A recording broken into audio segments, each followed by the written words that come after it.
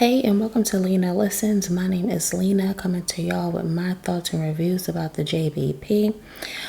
Alright, y'all, this Patreon episode titled Don't Call Me White Boy was everything and some, and I gotta admit, one or two things will need to happen, or I can see things taking a turn, but we'll get to it in a second. We all know that Mona is going to speak her mind about everything. I will say this, I like the unfilteredness from Imani and Mona. That can work in both of their favor, if you ask me. The moment I've noticed this was when Mona took a blast in the past about a previous conversation with Joe. Now, most people probably wouldn't have mentioned this conversation on the mic. Probably would have tucked it because they don't want to potentially ruffle any feathers. Let's take a quick look. I said to you, I looked you dead in your eye and said, I looked you dead in your eye and said, you don't need these niggas. Go solo. Remember? Diana Ross. But you said that? She said it. I remember. Yeah. And you hired her? Mona said she wasn't serious, and Imani started questioning Joe and pointing out Joe's ways when there's a new hire. Imani was going in for a moment, y'all. Like, it kind of felt like the back and forth he and Flip had in episode 850 when doves cry. Mona is a strong presence, and you can see on some of their faces that they're trying to maneuver around it. Now, keep in mind, she has her own thriving pod. Therefore, she knows how to be an A-mic and has this big personality. It's going to be able to carry. And not to mention, since she voices her opinions without hesitancy, she and Joe are going to be roasting people like crazy. Watch those takes go.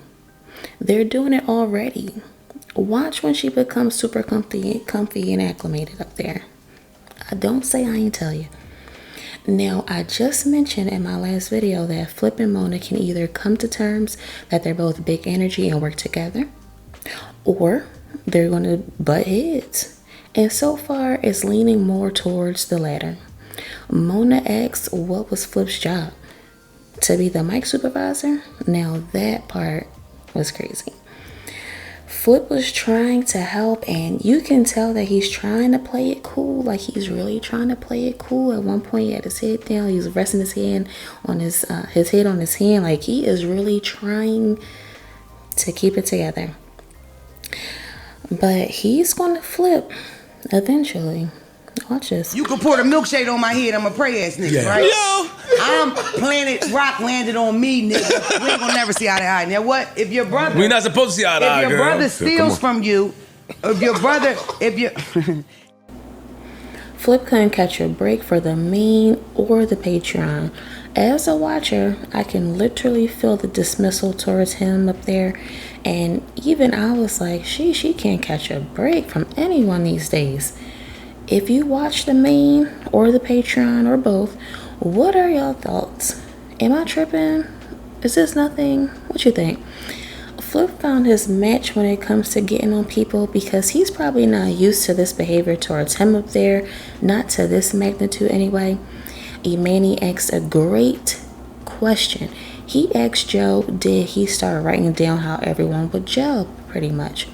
That's a solid question if you ask me. Joe said, you think this was off the cuff? You guys, I am so curious to see how the end of the year is going to go. It's about to take off. I can just feel it. I really can. That, hey Dave, I don't know how you let her go right when I was fishing too. That was a line. Hook and reel. All in all, I was pleased with the main and the Patreon with Mona. Once she gets settled in and learn the ways up there, it's a wrap, y'all. Like, I can see it already. I wonder if she's only going to be on the Saturday pods, or will they alternate the days that she comes up there? Let's say they break the room down. Who would y'all like to see on the same days? Because I don't know how everyone is feeling up there when it's a full squad. I think since it's the beginning, alternating the personalities will be a sight to see. See how folks gel with one another up there. Also, I wonder if and when Mel comes back, will Mona try to girl it out with Mel and ride for Mel no matter what? Or will she take the approach of being our in real time replay button, and call out the things the guys typically wouldn't, or they would say, nope, I'm not going there with Mel, would she be the one to call those things out that they kind of shy away from at times? We'll see. Hopefully everyone and everything can be copacetic up there, heavy on the hopefully, because if that's the case, Mona is the woman as well, so she'll be able to point out these things and voice her opinion in that moment. It's we just have to see at this moment. We need to see how that dynamic would be altogether. It can go one or two ways. I don't really see there being a middle. Hopefully everything is cool. Hopefully everyone works together, gels together, and it's no biggie. But it's definitely a mix-up for sure, a shake-up rather. If you're feeling the content, please feel free to like, comment, and subscribe.